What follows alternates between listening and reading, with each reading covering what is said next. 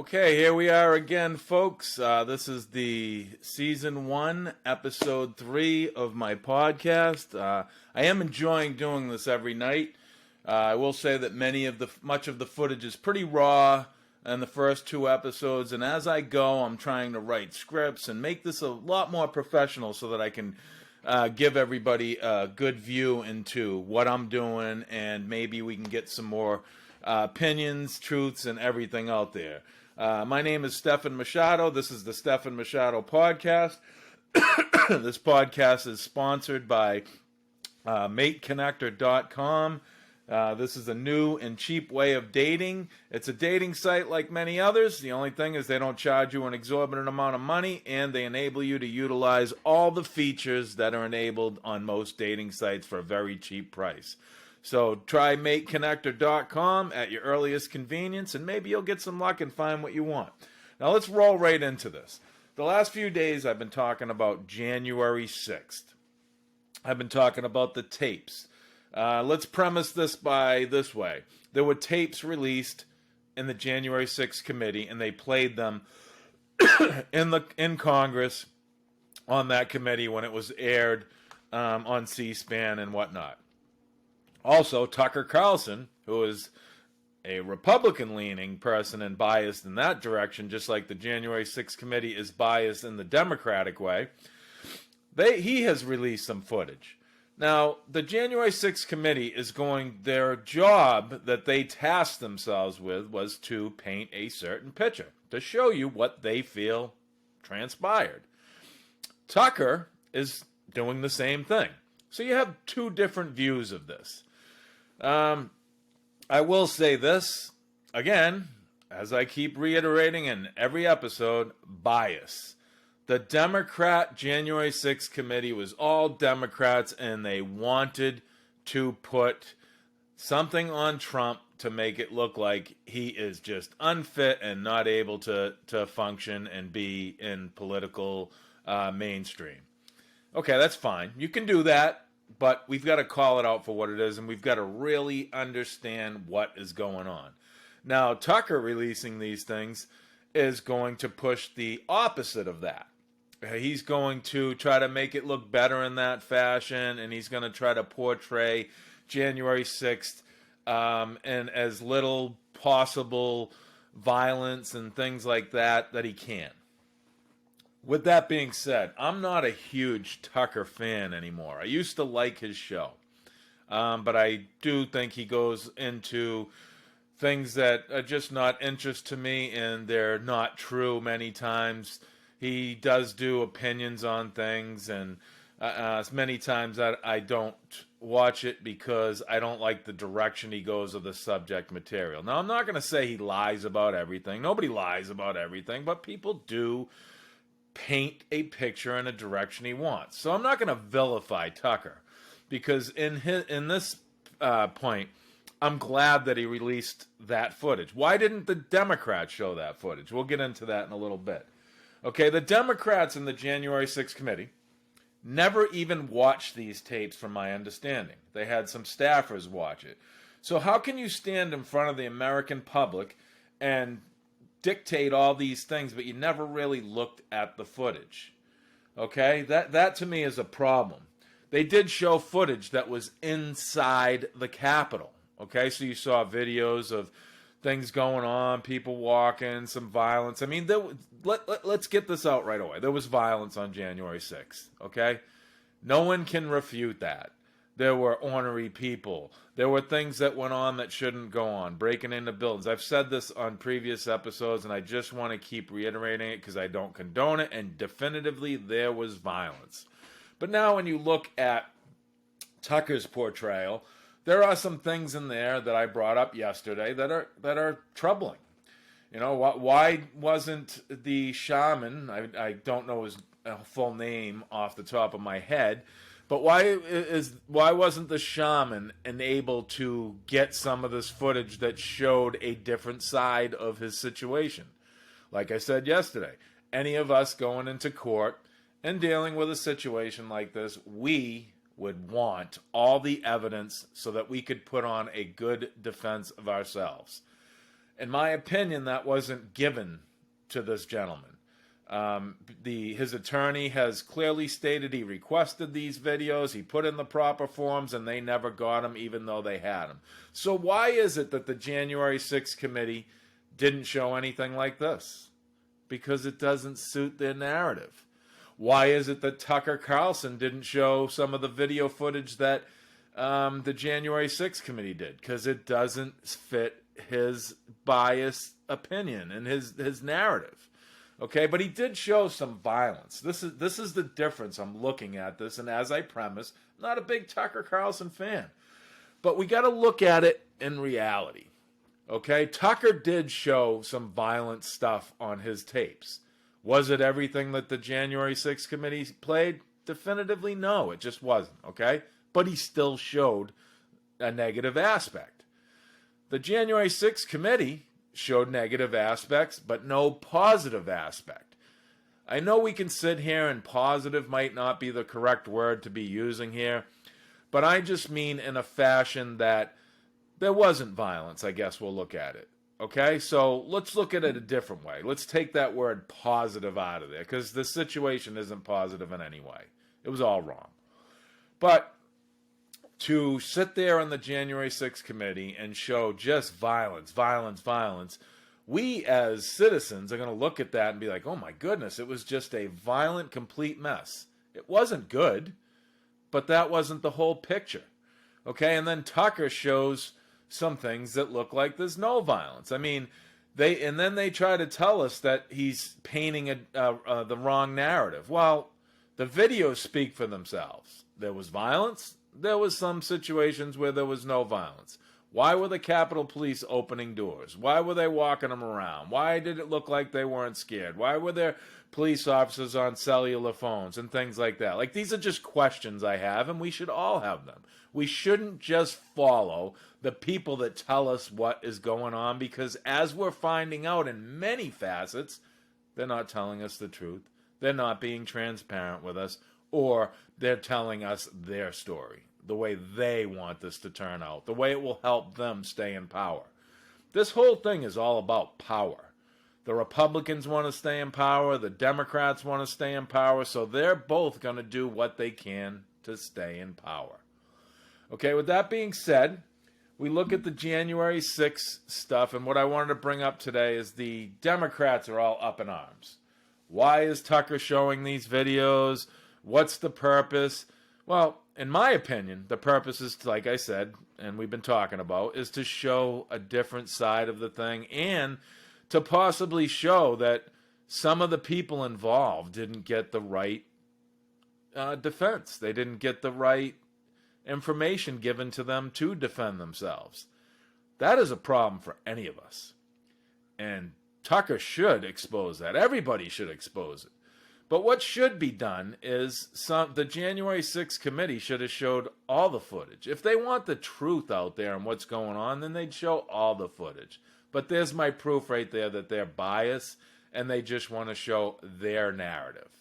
So they're all up in arms saying Tucker showed all this footage and it's now a threat to national security.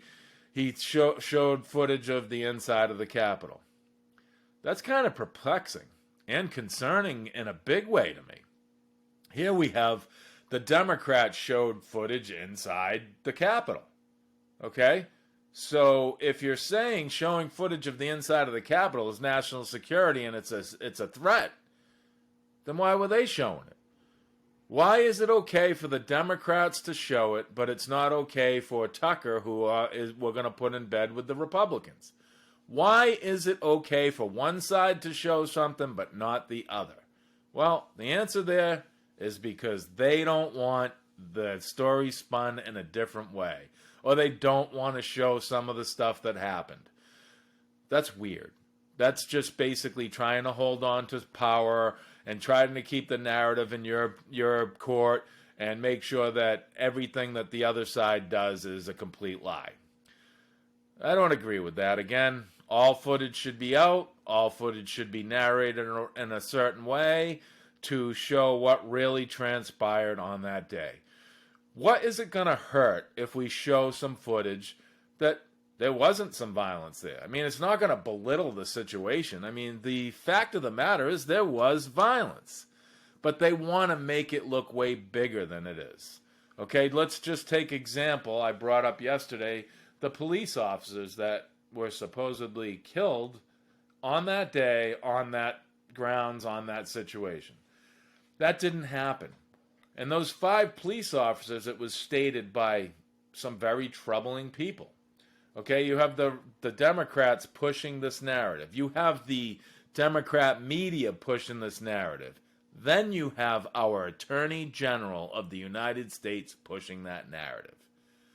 The scary thing of that is it's the Attorney General of the United States. He's supposed to be unbiased, unpolitical, and he's just supposed to follow the law and do the law.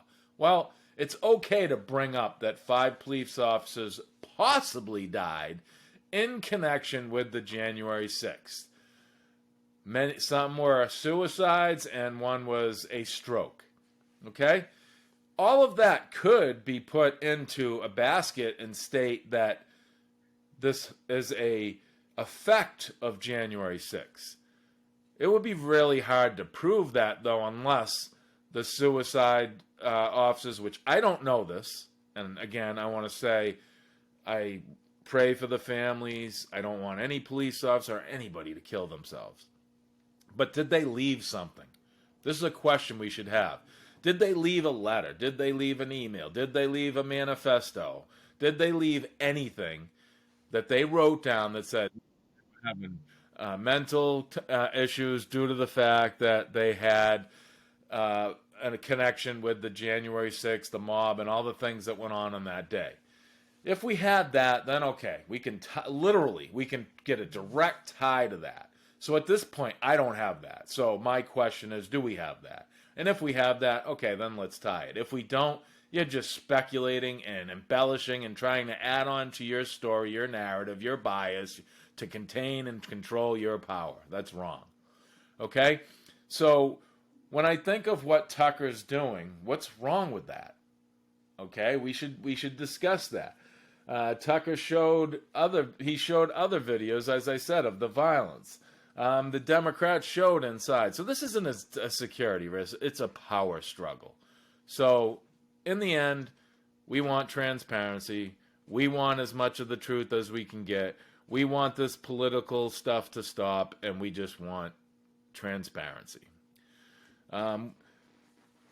With the Attorney General getting involved, we're having concerns now that the FBI, the Department of Justice, the CDC, the NIH, all these governmental agencies are being politicized. Why are they siding with certain elements to maintain control of certain areas when they hurt people? I don't know, and we're going to look into that as we keep going. I will pay attention to the story. I will try to gather as much information and go from there. Okay? The Republicans and Democrats are going to show their bias. There's no getting around it. That's it. They want to maintain power. That's how they've got to do it. So the only thing we can do is continue to call it out on both sides and see what we can do. Okay? So with that segment, we're going to move on to our sponsor, which is MateConnector.com. MateConnector.com is a dating website. It offers all the frills, bells, and whistles of all other dating sites out there that don't cost the exorbitant amount of money, the $25, $50, or more dollars that it costs monthly to utilize those websites. Mate Connectors, I believe their highest package right now is about $2.99 to $3.99. That's very cheap, especially in times like now. So go over to MateConnector.com and find your spouse, find your mate, and find someone maybe you can live a life with and be happy. We all want to be happy. Moving on to the next subject that I'd like to discuss, be SVB Bank. Okay? This is a bank that was in Silicon Valley. That's what the SV is. It's Silicon Valley Bank. And Silicon Valley is the hub of much of our tech startups. I believe there's a lot of health initiatives going on there and across the country that SVB, Silicon Valley Bank, was involved in. Now, it's a wonderful thing to have a bank, which was a smaller bank, to help with startups. Investors helping with startups, a bank created to do that. Because you have a lot of companies that start out, they have great ideas, great innovation, a good thing to go, and they need some backing, some financial backing to persist and do what they need to do. So it's a good entity to be set up to get away from also these larger banks. Many of us fear larger banks, larger corporations, larger anything, because they forget about us, the people. We don't get good customer service from them because they don't care. We don't get good products really from them because they don't care. They're big enough that they make enough money, they don't care about us, okay? And I'm not going to sit here and vilify corporate America. Corporate America has done some great things, but I'm just talking about some of these banks right now. Like the banks that are so big that if they didn't get your business, they don't care. The smaller banks, they want your business because they need your business, and they're going to tailor themselves a little more to you to get that business. So with that being said, here we have SVB Bank. Okay, SVB Bank, like many banks, taking a hit because interest rates are being raised across the country. There's a big reason why we have to raise interest rates, because of inflation. We need to curtail spending. We need to make it so that prices go down because demand's not so high, because money is so easy to get. Why is money so easy to get? Because the federal government, under Trump and under Biden, printed an exorbitant amount of money and just flushed it into the system. Now you have all this money out there, which enabled you to have a lot extra money to buy a bunch of things and never skip a beat. And those things kept being in demand and the prices kept going up. And therefore, because those prices and everything kept going up, inflation continued to rise. Okay, and when inflation rises, the prices of things go up. When there's a high demand of things, the prices of things go up. But when there's the prices of things going up and there's a slew of cash out there that wasn't really made to be out there, then yes, the demand's going to be very high because people have cash, and that means the inflation's going to go through the roof and the interest rates are going to have to be raised to lower the inflation. Right now, they're raising interest rates pretty steadily. Inflation is really not getting under control right now. And it's kind of weird because the job market is pretty good. I mean, there are jobs out there in a multitude of industries, vocations, and things that we can do. So this is a weird economy, okay? So we'll look at it this way. If SVB Bank was helping out all these startups that generated a bunch of technology, and they're a small bank, when interest rates go up, small banks are going to get hit the most. And I premised this conversation with what a big bank can and what a small bank can. Okay, when a small bank has interest rates being raised, then they're not going to have the ability to generate money. And some of the investment vessels they have, they're not going to get the good return. I understand they were in the 1.7 range about with return on securities there, and the U.S. bond market is about 3.7. So they're about 2% off from where the bond market is, which is going to put them in a very precarious position. And anybody that had money in that bank got nervous. So what did they do? They did a run on the bank. If anybody's ever seen It's a Wonderful Life, when George Bailey ran that bank and Potter did a run on the bank, what happened? The bank would have to close. Okay, so this is what's happened to SVB Bank. As soon as that all happened, their stock started to drop, and many of the depositors went and wanted their money out. Now, when you take the money out, the bank can't survive. But it is FDIC insured by the federal government, so when something transpires, like the regulators stepped in and took it over, they will pay the depositors. It's an unfortunate thing. Again, that's going to come from an insurance vessel that the federal government has for these type of situations, which is good. It protects the consumer that was dealing with that bank. But here we go. Here's a small bank that's going to go down. Now, the problem I have with this small bank going down is simply what happens to said assets of the small bank. I just complained to you about the big bank. They don't care about us. They don't care about us. So those pieces of SVB Bank are going to go to these larger banks. They're going to get to swallow up the assets of this bank. So what are we doing? We're just making those bigger banks bigger and stronger and more secure and making it harder for smaller banks. Okay, we do need to have banks with stability, and having some big banks with stability is a good thing, but how do you protect the smaller bank? How do you protect the smaller bank that's being an incubator for many businesses? I don't know. We've got to figure out a better way to do some things.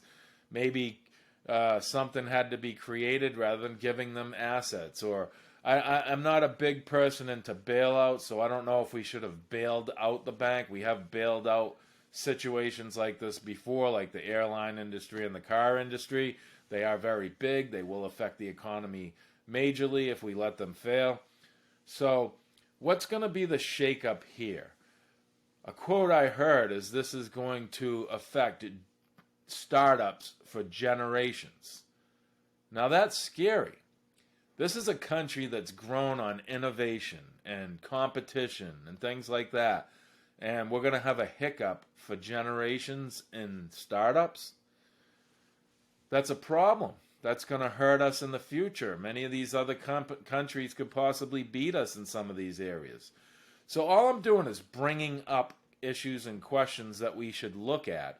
I don't have the solution to SVB. I don't have the solution to smaller banks. But if we talk about it, maybe someone is smart enough to see something that could help them. There are many economists out there that know way more than me. I'd love to discuss with some of them how we do this and what we do. And this would then put the information out to people to see, what they know and what they can add to the conversation. And that's always good. So here we go with SV Bank. It's going to affect startups for generations. What has come out of Silicon Valley? I mean, so much, so many great things, so many innovative things, and many things that we need going forward and we need to grow on.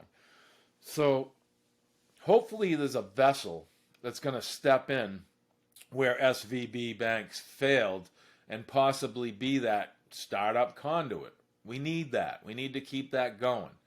The main thing in this country is the brainchild, the people in this country, the things they create, the things they learn, and we want to keep that going. We don't want to dissuade startups from starting up because things like this transpire. So maybe there needs to be a little bit more of a safety net involved there so that many of these companies can sustain, grow, and be startups. So I think the biggest problem there that I did mention is that we sell the assets to a larger bank. Is there a way to create something, a vessel that's similar in size to SVB Bank, or are there banks about the size of SVB that do similar that we could then maybe shift their assets to them rather than the large player? Because the large player doesn't care about the little guy. They have so much money, it's not a big deal. We need someone that has a vested interest in these startups because then they will back them, they will help them, they will guide them, and they will make sure that they get these things done. Excuse me. So, I've looked at January 6th, SVB Bank. Now I want to go to another topic that's off of these current type things. It's just a subject matter I want to talk about, and it's the prison system. With the prison system, we have people that get thrown into a building in small cells with other people that do bad things in small cells. So you're in close proximity to each other at almost all times. So you get very close and you go into a place where people break the law. How are you helping someone when you're throwing them into a place that is full of people that you don't want them doing anything like that. How do you do that? Like when your parents are young, like, oh, I don't want you hanging around with Tommy. Tommy gets in trouble all the time, okay? But then they're going to take you and put you in a building where people are in trouble all the time, and that's who are going to be your friends and like your family till you get out of there. How does that help a prisoner, a person? What if that person did one thing wrong and now you put them in there and they may now become a career criminal? There's a number of things that people do that to break the law, and we need to look at them, I think, a little more objectively or subjectively, I guess, the subject matter, not objectively, subjectively, to see what they're doing and maybe start putting people of similar ilk in similar sections of these places. Like, do you have a person that got in trouble for something and they know they made a mistake and they'll never do it again, and they just want to do their time, learn, figure out ways, and get out of jail and move on? Okay? Why don't we put all the people that seem to think that way together in the prison? And if all these other people want to be violent and continue their criminality, I mean, you can't do much about that, but put them all together. I mean, these things, in a way, would take care of themselves. Okay? And then I do believe sentencing is very long. I mean, we're basically throwing people away. We can't throw people away. People make mistakes. There's many reasons why people do things wrong. What was their upbringing like? What were their parents like? Do they understand, how to function in society? Were they taught these things? We get told this many times in the minority areas, and I believe that's a big issue. They don't have the parents there. They don't have people watching them. Those kids just are out doing their own thing and trying to figure out the world on their own, and they make mistakes. And they get themselves in trouble, and that's terrible. I mean, I'm not condoning crime. Don't get me wrong here. Crime is bad. Crime's out of control right now. But how do we make people realize we got their backs? All right, you made a mistake, so let's put you somewhere where we can help you make yourself better going forward. Okay, rather than we're going to just throw you in a cell, let you fester, and you're going to be with people that are of the same ilk, got in trouble, and that's all you're going to know for when you get out. Okay, and people get left behind, too. They're not able to keep up with what's going on the outside. How do you want someone to go into these institutions and then come out and be a good citizen if you don't enable them to see how the world is, see if they can function, figure a way out to get a foundation, figure out what they need to do going forward? These are the things we need to be looking at more, I think. There are many people that want to help rehabilitate people, and many people can be really rehabilitated. Some cannot. Some just cannot. But we've got to make the effort to try to do it. Okay, and when you just throw someone in jail for a very long period of time, what are they going to do when they get out? They've been around criminals the whole time. They've been discussing criminality. They're locked in there, and many times they're unable to continue their life. Yeah, okay, you want to keep them out of society because you want to make sure society's safe. Okay, fully get that. But don't put a brake on the person's life, because then when they come out, your expectation is, hey, go be a good citizen, try to do the right thing, and move on. Well, if you're not teaching them how the world is now, because it does change while people are in there. I have someone in my family that has been in trouble, okay? This person is a good kid. He's just made some bad mistakes. We didn't have the greatest upbringing, so we all made mistakes. But he made mistakes that are now going to affect him for the rest of his life. And he didn't have the ability to really better himself when he went away. They just stuck him in there. He did his time. And that's the major thing here. He did his time. Once he did his time, that should be it. That's my opinion. The whole situation should be gone. What's the point of doing time if when you come out from doing your time, they're going to put a scarlet letter on you. How do you do better in life when you have a scarlet letter on you? Like, say, you have a felony, okay? You got to disclose that to a job. Most jobs are going to be judgmental and not hire a felon, okay? That person made a mistake. Yes, they did. They did their time. They should be able to move on. That felon should not stick with them. It should be possibly in the background somewhere where if they commit another crime like that, that gets brought up. But not everybody in society should know about this person, because this person's going to get vilified. They're going to get held back. They're not going to be able to climb and do better. They're not going to be able to change. Some do. Do not get me wrong. There is no absolutes in every situation. Some are able to change this situation, even with the scarlet letter on them.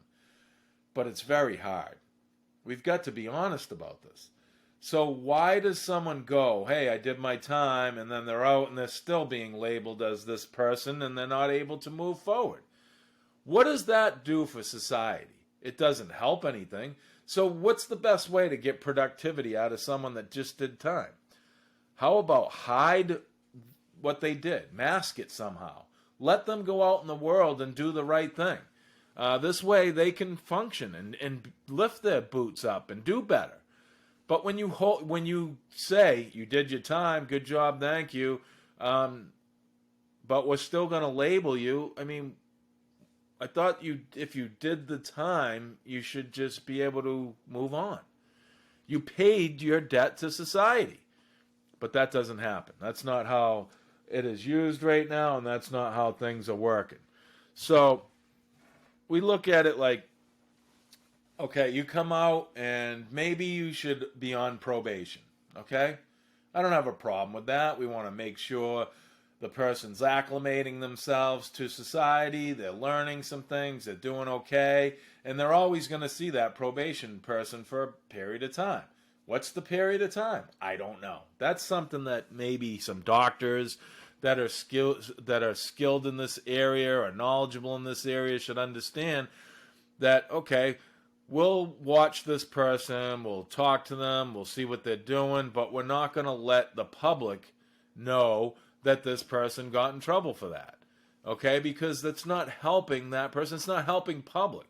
Because if you've got if you've got a person that with the percentages of people going back into jail, if they're very high, why is that? And my belief is what I'm talking to you about right now.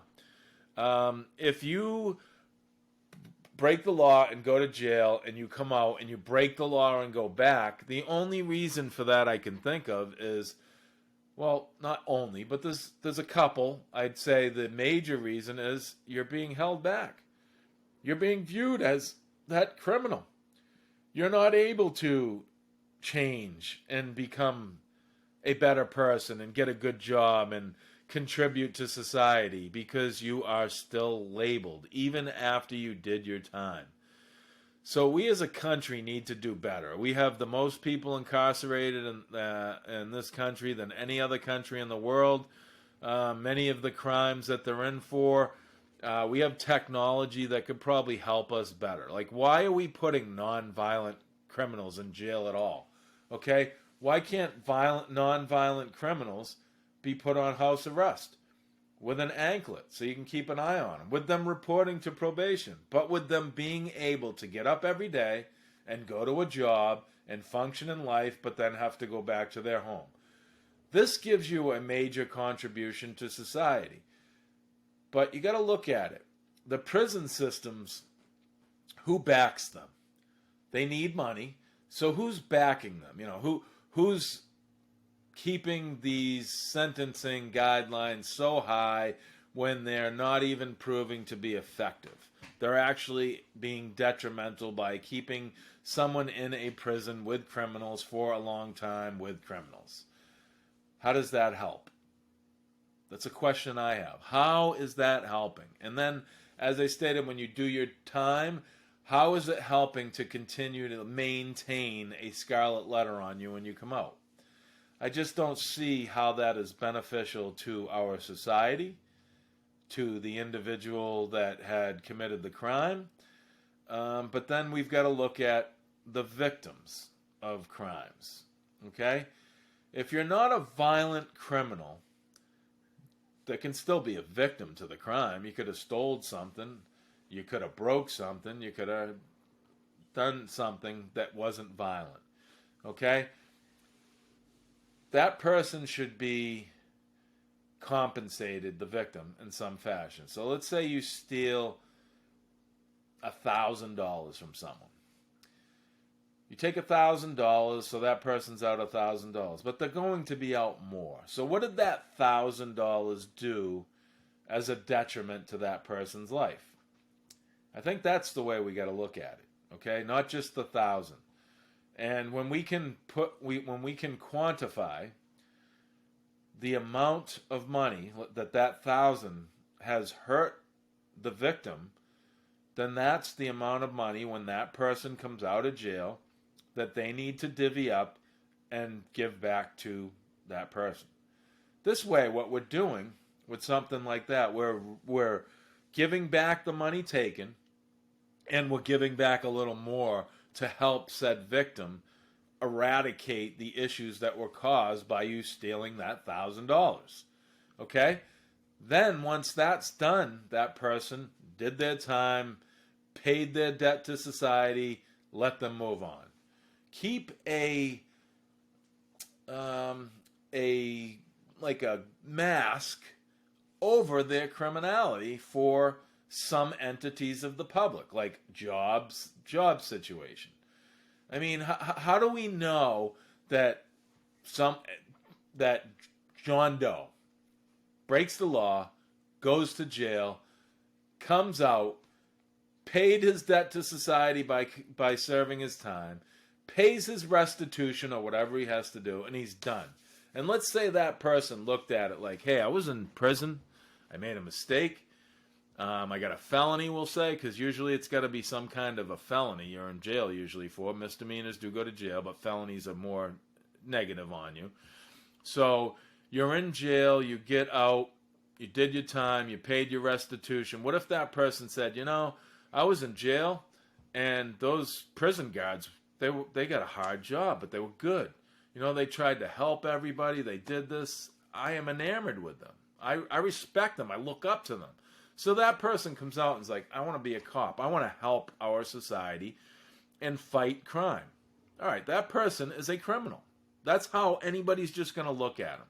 And they're not going to have the ability to go into, say, the police force. Why? How do we know that that person that turned their life around might not be the best police officer we've ever had? They may change police forcing because they have a different perspective on it. So what I'm getting at is when we send someone to jail, we shouldn't just end their life. We should find a way to rehabilitate that person in a fashion. And I'm not saying that we as a society have to rehabilitate that person, but we have to give that person the tools so they can rehabilitate themselves. We track them for a while, even if you put some small tracking device on them. The anklets are a little large and invasive if you want to watch them for a prolonged period of time, but it does give a way to keep tabs on these people. And we wouldn't have to pay this federal expenditure in prisons of how exorbitant it is to maintain these people and how much it costs for one prisoner guards, buildings, everything. It would save money and enable that person to, you know, acclimate themselves back to society and do it the right way with a little bit of guidance, but with them also trying to work in the right direction because they know they made mistakes. So basically what I'm saying on prisons is we throw people away too easy. We continue to label them after they do their crime. We stifle their ability to make their life better. We stifle their ability to be a valued contributor to society and pay taxes and do everything. We should always think in the end that we want the best for everybody to try to do something well. Okay, I'm done with the prison stuff. I've went over January 6 tapes. I've done the SVB Bank. And now let's get into the end of the podcast so we can just discuss some little fluffier things, some nicer things. Those are some negative things. And again, this is the Stefan Machado podcast. We are sponsored by MateConnector.com, which is a dating site that's very cheap, new way of dating. Get all the bells and whistles of all the high-end dating websites for a low, low price. Find your mate, and good luck with that. Go to MateConnector.com and see what you can do for yourself. And moving forward, let's talk about NFL free agency. I am a huge football fan. I played football my whole life at a very high level, and I enjoyed it so much, and it's something that I've never been able to mimic in my life. But now starting to do something like this, I've really started to enjoy getting passions out there, because many football players are very passionate, and they let it all out on the field. So let's just discuss some free agency. And I did state in the past I was going to try to refrain from giving people my sports teams, my biases. But in doing the first two shows, I think my best bet is to just be me and say how I feel and give you my opinion. And if I'm wrong about something, listen, correct me. I'll be the first one to go back and retract anything I said and rectify it, because we all make mistakes. Nobody knows everything. We hear things from certain areas, and it may be wrong. So let's get into the NFL free agency. So I was saying, let's disclose what I'm involved in with who's my team. I am a fan of probably your most hated team in the NFL, the New England Patriots. I've been a fan of them since I was 6 years old, which to date me and put my age, that would be 1976 I've been a fan. When I was 10 years old, I was handed a football by the Patriots running back Jim Nance when he did some play-by-play of a Pee Wee football game I played in, and that made me fall in love with the game even more and want to try to pursue something I never got to or attained to, but I still played at a high level and enjoyed it.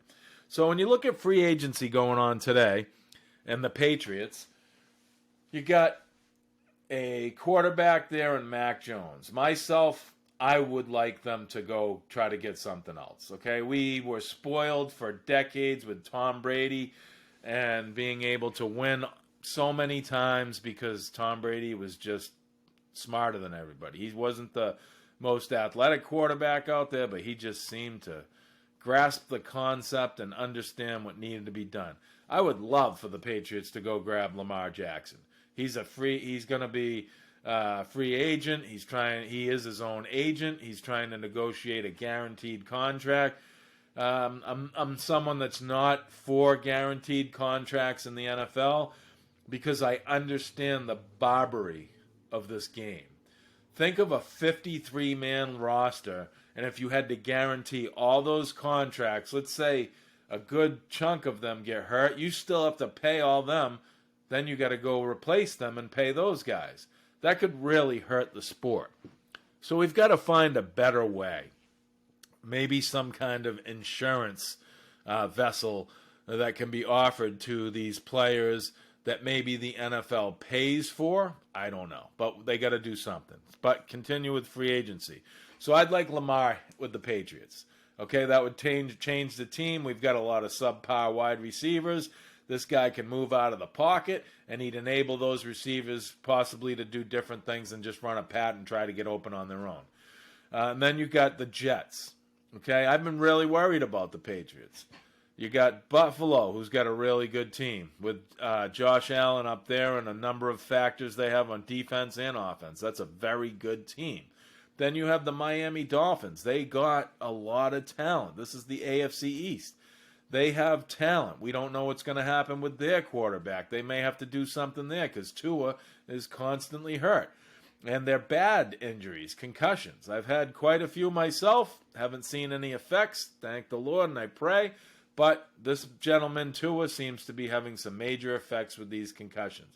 So with me talking about the AFC East, we go to the Jets, as I was initially trying to get to. They're trying to grab Aaron Rodgers. Okay, I'm a Patriots fan. I'm not a Jets fan. And if Aaron Rodgers goes to the Jets, let's be honest, They have a very good defense. Now they're going to add a very skilled quarterback to their offense, and they've got some very young, good weapons on that team. The Jets might pass the Patriots now. So now you're looking at the Patriots being possibly fourth in an AFC East, which everybody will probably love because they've been on top for so long. But that's a problem. I don't like that. Then we go to the Patriots, and I like DeAndre Hopkins. DeAndre Hopkins, the Arizona Cardinals are going to release him. Not release them. Let me rectify that and change that as incorrect. They are going to trade him. They've already put out packages out there of what they'd like to get in return to trade him. Now, that's something that if we had to retain Mac Jones, let's go grab a guy like that may help Mac Jones to get better. Because wherever DeAndre Hopkins go, he's going to be really good on a team. You just look at last year, he was suspended for a period of time for PEDs, and then he came back and he was gangbusters. He played great for the half the season that he was there. So any team that's going to get him is going to get a really quality player at that position. Then we go look at the Chicago Bears. The Chicago Bears had the first pick in this draft coming up next month, and they traded it to the Carolina Panthers. The Carolina Panthers are going to now have DJ Moore as well. So they got DJ Moore, and they've got the team that they have. So that, DJ Moore went to the Bears. So now you got Justin Fields, a new quarterback with dynamic abilities in Chicago. They got rid of the first pick and gave it to Carolina, got DJ Moore over there. So now they have a really good receiver that can accentuate Justin Fields' abilities. And then you're also going to have the Chicago Bears with a multitude of picks that they got out of this little trade to give up the first pick in the draft this year. So the Chicago Bears were great when I was younger in the 80s when they had, all these players like Walter Payton. I was a running back, so Walter Payton was one of my favorite players of all time. I loved his toughness, his perseverance, his hard work ethic. And the guy was just a talented man. Travesty, rests in peace. I pray for him. It was travesty how he passed away. So they haven't been good since about then. So we want any team to come around. Like everything's cyclical. Everything's in a cycle. Like the Patriots were on top for so long. They're moving down. They'll come around again. I hope. I know you guys probably don't, but I hope that. So Chicago might have just made some moves that enable that team to come around. I don't know what this will do with Carolina, and I don't know what they're looking at. They're probably looking at a quarterback, maybe Bryce Young in the draft. I don't know, or C.J. Stroud. Those are the two top quarterbacks that are being discussed now, and maybe that can change that team. But they did give up a lot of capital to get him. They do have some pieces down there, but I don't think they're there. This might be the beginning of their cycle to start to climb back up. We will see. So as we're seeing, there's some stuff in free agency football that's going on. Football seems to dominate the landscape of all sports, but now that it's out of the bag that I'm a Patriots fan, we got to really look at New England for me right now, which I'm going to be the most schooled in. Got the Boston Celtics doing fantastic. Yeah, there are some hiccups there going on, but they're the second best team in the league, and we around this New England area are loving this. So this is great for us, but we do know there's a lot of talented basketball teams in the East, so it's going to be a struggle for them to get to where they have to. Milwaukee Bucks are really good. Giannis Antetokounmpo is a really good player, and he's got some other players around him.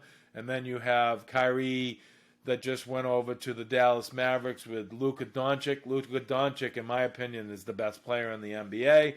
I know that Jokic is probably going to win the MVP, and he does a lot of things well too, but he's kind of on a team that's not doing much. So he's kind of being put in obscurity. Then we move from that to hockey. Right now, the Boston Bruins are the best team in the league. I watched this team the other day. They were on a 10-game win streak, and they lost a game. And then Boston sports pundits were all over Montgomery, the coach, for laying into the team. because they are doing so overwhelmingly well. Well, complacency is a real thing, and you don't want that to transpire. So even though the team's doing so well, they won 10 games and then lost one, a 10-game win streak, and then to a 1-game loss, the coach still has to lay into his guys and let them know to not get complacent and let things go.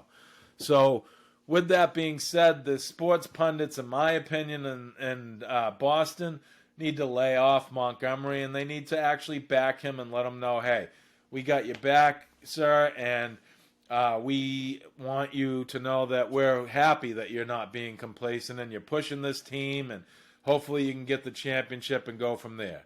So that's basically what I know about sports going on as of today. Come Monday, we will continue to iron out things to make this podcast run more fluidly, have better outlines, have stories that, don't jump around as much as maybe I have been or you don't like. But this is what I want to do. By Monday, we'll have an email address that I will start putting up on this podcast so that people can start emailing in. And I am actually thinking about going to a live stream. But until we go to a live stream, we're going to have to wait and see how things go with this, and if we can expand this to get an audience that likes what we're doing here. So just want to let you know, this is a Stefan Machado podcast. We're about to sign off for the day. We are sponsored by MateConnector.com. Again, as I've stated numerous times, and I will continue because they're such a great sponsor to me, this is a very cheap website. Inflation, you go on a date, it's going to cost you an exorbitant amount of money to take this person out, go to a restaurant, movie, whatever. Right now, you're paying more than we have in a long time for things. So why should you have to pay a lot of money to go peruse and possibly try to meet someone when you meet them, it's going to cost money as it is? So that's the gist of what MateConnector.com wants to do. They want to try to make it cheap now so that you can go enjoy your date and hopefully have a great experience with their website. But I'm out of here for today. I appreciate everybody listening. I want to keep moving on about this podcast and see what we can do, and we'll go from here, and I will come back, and I will see you folks on Monday. You have a good weekend, and hope to talk and see you guys Monday morning.